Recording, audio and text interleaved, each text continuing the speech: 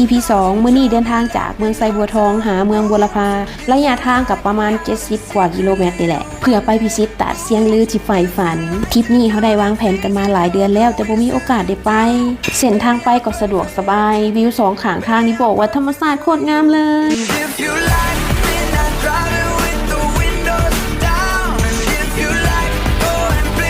และตอนนี้ก็ฮอดเมืองบัวลพาแล้วกำลังเดินทางไปตาดกันประมาณอีก7กิโลตอนนี้ก็ฮอดทางเขาตาดแล้วอีกประมาณ2 ลักที่รถเข้าได้แต่ก็คือว่าแหละเฮามายามฝนเฮาก็เข้าใจสภาพเส้นทางก็มีทางดีแน่ทางยากแน่ปนไปกันไปถามว่าเมื่อยบ่ก็เมื่อยอยู่แต่เฮาอยากมาลองสัมผัสว่ามันเป็นแบบใดสภาพก็อย่างที่เห็นเลยลุยเป็นลุยอีกนิดก็จะฮอดแล้วอย่างกันต่อในที่สุดเฮาก็มาฮอดบนจอดรถแล้วเบิ่งจากสภาพรถเป็นได